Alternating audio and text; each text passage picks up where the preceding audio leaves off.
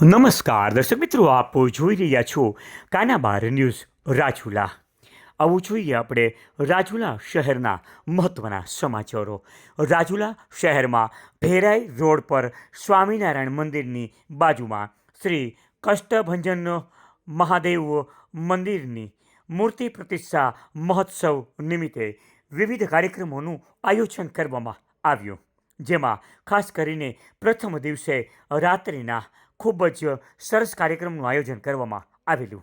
આ કાર્યક્રમમાં આર્યન ભગત દ્વારા મૂર્તિ પ્રતિષ્ઠા મહોત્સવ નિમિત્તે આર્યન ભગતના મુખે શ્રી કષ્ટન ભજન હનુમાનજીના મહિમા વિશે પ્રેરણાદાયી પ્રવચન આપવામાં આવ્યું. સાથે સાથે શૌર્ય કાંકરેચા દ્વારા શ્રી હનુમાન ચાલીસા અર્થ સાથે કહેવામાં આવી. તમે આજે કલિયુગ છે, મોબાઈલ યુગ છે, એટલું ધ્યાન રાખજો. જો તમે નાનપણમાં બાળકોને સંસ્કાર નહીં આપો ને તો એના એ દીકરા તમને એક દિવસ દુઃખરૂપ થશે. તમારે આંસુ આંખીમાંથી પાડવા પડશે, માથું પસાડીને તમારે રોવું પડશે કે મારીને આ દીકરા હોવા છતાં મારું માનતા નથી, મારી સેવા કરતા નથી, મારું ધાર્યું થતું નથી. અને ત્યારે તમે રુદન કરશો. અમારા કિશોરભાઈને પણ તાળીઓના નાતે વધાવીએ. અમારી જે કષ્ટભંજન દેવ સમિતિ, અમારે એમાં ખાસ પથ્થરના પાયા જો કોઈ હોય તો અમારે સાગરભાઈ હાનાણી અને પંકજભાઈ ઝઘડા. આ પ્લોટની અંદર આજે નાનું એવું નથી પણ આમ દિવ્ય અને રમણીય આવું સુંદર મજાનું કલાત્મક આજે કષ્ટભંજન દેવનું સુંદર મજાનું મંદિર બનાવ્યું. યાવતચંદ્ર દિવાકરો આજે એનું નામ રોશન થશે. આજે મંદિર બનાવવા ને એ તો અમે બનાવી છીએ, અમને ખબર પડે કેટલી તકલીફ આવે, કેટલું થાય, કેમ થાય. આજે આપણે તમે બધા મકાનો તો તમારા ઘરના બનાવો છો, કેટલી દોડાદોડી, કેટલું આ થાય એ આપણને ખબર. આપણે કાનાબાર ન્યૂઝ વાળા પધાર્યા છે તો એમને પણ તાળીઓના નાથે વધાવીએ. તો વધારે ટાઈમ નહીં લેતા તો આપણે જ્યારે પધાર્યા છે અમારા આર્યન ભગત અને શૌર્યભાઈ, તો એમનું પુષ્પમાળાથી પહેલા સ્વાગત કરી.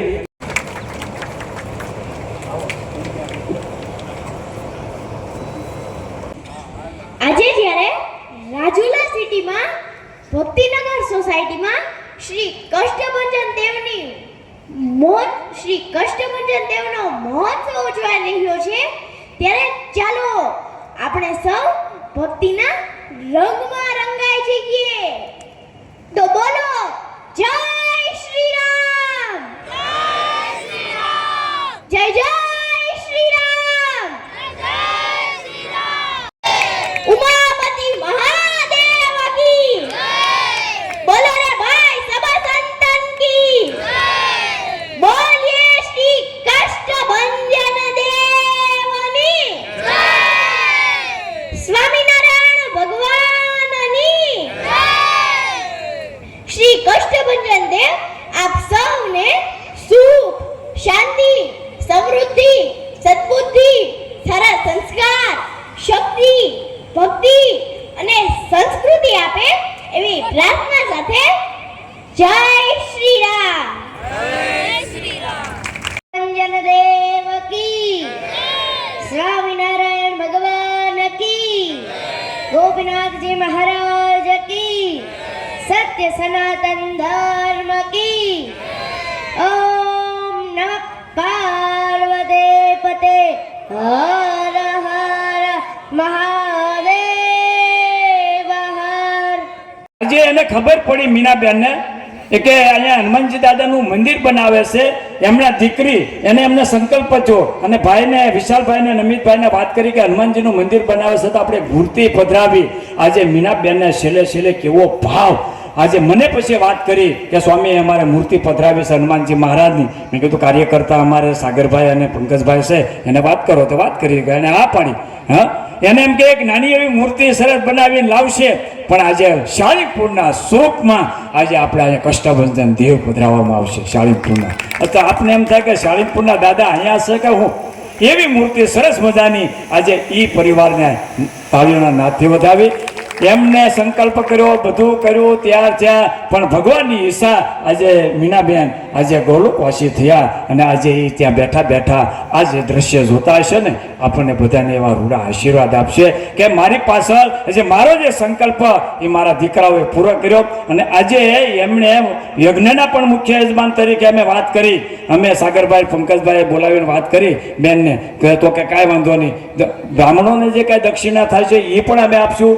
અને પૂજાપામાં જે કાંઈ યજ્ઞને પૂજાપામાં બહુ મોટા પૂજાપાનો ખર્ચો હોય છે, જેને યજ્ઞ નાનો એવો મારુતિ કરો ને તોય તમને ખબર હોય તો એ પૂજાપાનો ખર્ચો, બ્રાહ્મણોની દક્ષિણાનો ખર્ચો અને હનુમાનજી મહારાજ આજે મૂર્તિ પ્રતિષ્ઠા એનો જે ખર્ચો એ આજે એને ઉપાડ્યો છે શિર સાથે. તો આવા યજમાનોને લાખ લાખ ધન્યવાદ છે. અને હજી અમે અમિતભાઈની માટે તો ભાઈ આજે એમના માતા પિતાના ખૂબ રૂડા આશીર્વાદ છે, વિશાલભાઈની ઉપર પણ ખૂબ રૂડા આશીર્વાદ છે, પણ એ વાપી વયા ગયા છે. અમારે બહુ મોટી કોટ છે, અમારે તો પાડોશી છે ને ભાઈ. હા, શ્રી સ્વામિનારાયણ ભગવાનની પણ વાંચો, કઈ રીતે વાંચો. બધાય સત્સંગની અંદર નિયમ હોય છે કે નાયા વગર કરવું નહીં, નાદા વગર ખાવું નહીં, નાદા વગર ભજન ન કરવું. આ તો ગમે ત્યારે જો સતબાર પાઠ કર કોઈ, જ્યારે પણ મન લાગે હાલતા ખાતા પીતા બોલતા ચાલતા જ્યારે પણ તમે દિલથી અને ભાવથી હનુમાન ચાલીસાનું નામ લો, તમને દુનિયાનો કોઈ પણ રોગ કે કોઈ પણ ઉપાધિ તમને રોકી નહીં શકે આ જીવનમાં.